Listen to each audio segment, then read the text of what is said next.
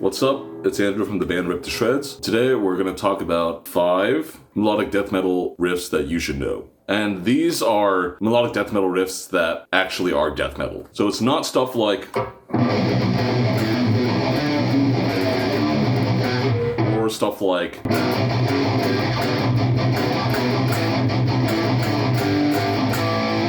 I love those types of riffs. I think everyone already knows that stuff, and it's just not really where my headspace is at anymore. And also, quick disclaimer, we're not going to discuss that stupid fucking band from Virginia. They suck beyond just sucking. They're for edgelords who can't listen to something that basically sounds like Children of Bodom, unless it was racist. Okay, first band, Intestine Baalism.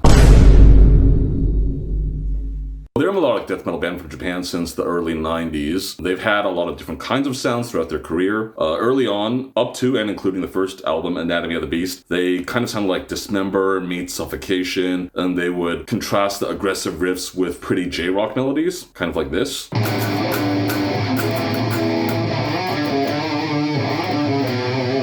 And then when they put out their second album in 2003, Banquet in the Darkness, they started, I think, taking some more influence from like At the Gates. And then they started doing things that sound a lot like what metalcore bands would do around the same era, but still way more death metal. Which is something you would have heard a million times on rock radio back then. Then, when they came out with Ultimate Instinct in 2008 or 9, they started putting in a lot of brutal death stuff. Kind of like that. I think they were very distinct from bands like In Flames, because In Flames didn't really play like death metal so much as they played Swedish folk with a lot of guitar distortion, and the metal parts would come from Iron Maiden. Here's a riff from the first record called The Energumenes.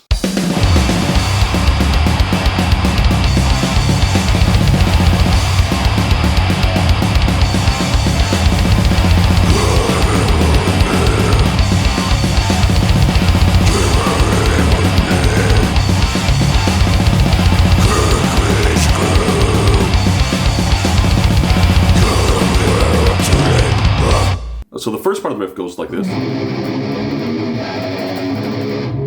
And then turns around with... I guess you could see this as Phrygian thing with the ones. And then you step outside it to get the flat 5 to make it more dissonant. And then back to the flat 2. And then it drops down to the B, and I guess the B would be just an out of scale note. Going down a half step makes you want to pull back up to the C note, which is kind of how that riff works. Next is Ares Kingdom, a death metal band from Missouri City, Kansas. So they formed in the mid-90s once highly influential cult band Order from Chaos broke up. The drummer and the guitarist kept going. The bassist, Pete Helmkamp, went off to do Revenge and some Nazi shit, I guess. So Ares Kingdom is a lot less chaotic than Order from Chaos. A lot more straightforward and melodic. There's just a lot of straight up heavy metal in it. This is, I think, maybe a little less heavy metal than a lot of the riffs in their catalog, but it's one of their most hype. This is Ubeak from The Unburial Dead.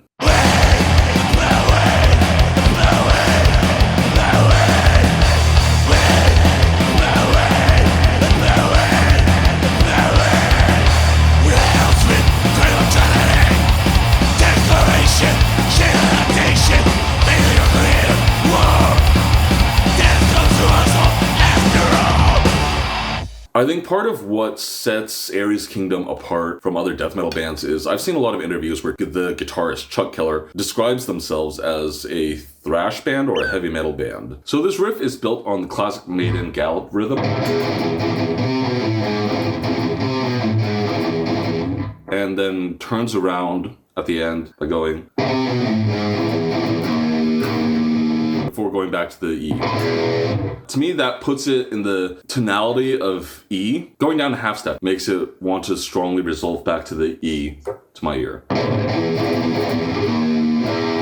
The second half, it goes down a half step from that E flat. We have the classic Maiden rhythm. Off that D note, we can hear sketched out.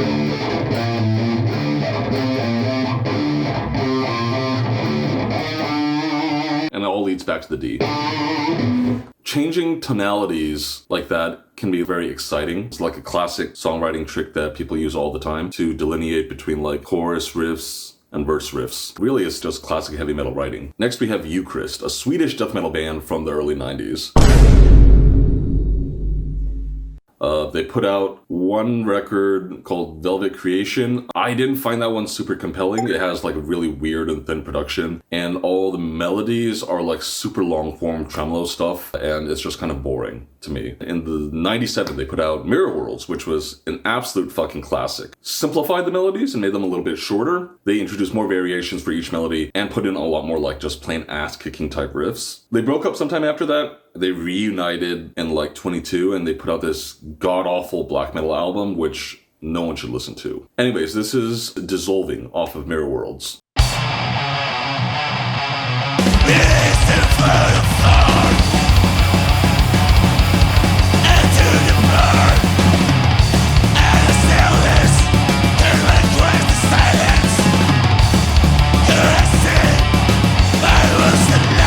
So this riff, I think, has some gallery-era Dark Tranquillity, but Dark Tranquillity was always very ambitious about trying to incorporate in as many different styles of music as they could, whereas Eucharist always just sounds like a death metal band to me. The riff is based in B. The first little bit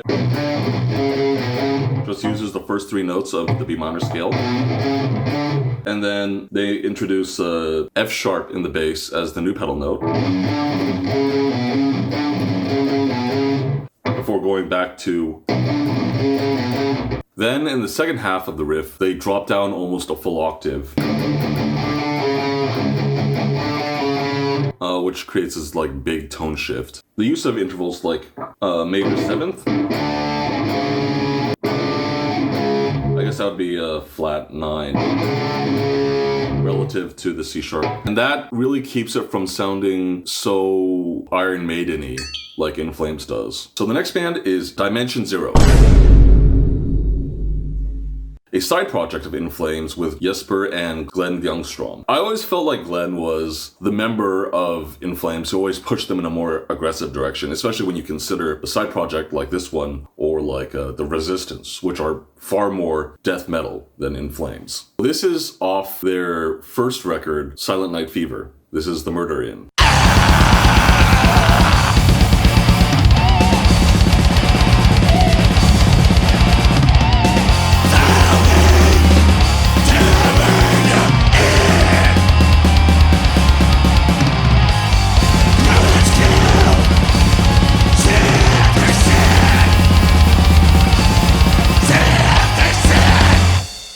So although I've listened to Dimension Zero since like around 2005, when I was getting into metal and rock, and I just like listened to all the In Flames side projects and anything associated with them, I've never actually sat down and learned any of their riffs. It surprised me that this is actually very similar to Gridling, especially on the ending of Dodonpachi, which I ripped off for Cultivating Towards Ascension. I couldn't like resist putting in some more traditional blasts there, just because it sounds sicker, instead of like the normal hammer blast that was in the original. I don't know if Taka is influenced by Dimension Zero, but I would imagine that he and Jesper and Glenn are all kind of like pulling from the same pool of influences. So the first bit is built off this like brutal chromatic chug, right? Like this third spaced. And the second half, one side is just playing these open chords, while the other side of the guitars are...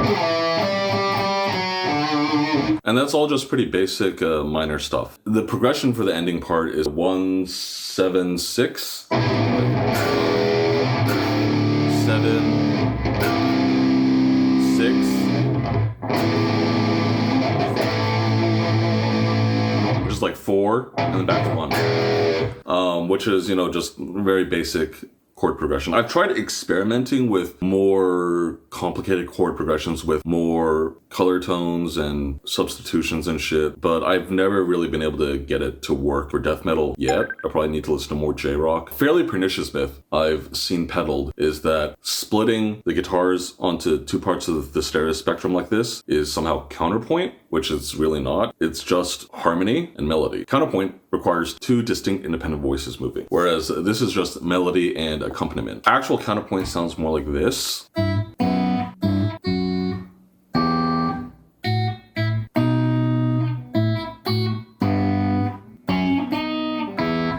I can't play fucking Bach. I'm not a fingerstyle player. But there's clearly a high melody line and a low melody line, and they move independent of each other. That's what Counterpoint is. Okay, next band, Scythian.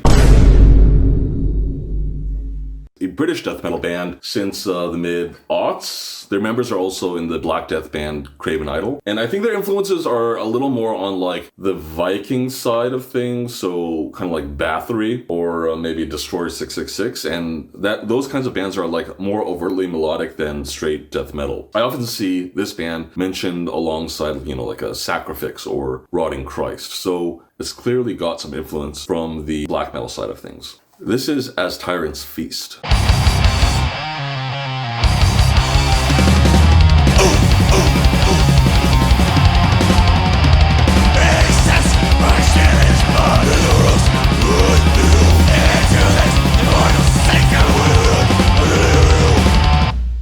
So this is in C. The main riff is in triplets built off the C minor scale. I guess that would be C Phrygian really with a flat 2 there. I wasn't super sure about the exact phrasing of the legato in the slides, so I just did something that felt right underneath my hands. I'm sure there's like a proper name for a scale that has a flat 2, minor third, and major third, but I don't really know what it is. The part that really makes it sound melodic is a little turnaround, which this really wants to resolve back to, and that's just third-spaced heavy metal stuff. Okay, and there's lots of other great melodic death metal bands that I didn't cover in this video that I could probably do in a future one, like The Horrendous, Migaus, very, very early, Amarth, Dungeon Serpent, Armored Angel, Impale, blah, blah, blah. There's lots of amazing death metal out there that's melodic and doesn't sound like a metalcore band from the mid-2000s. That's all for today. Be good, play guitar, deathcore sucks. Peace.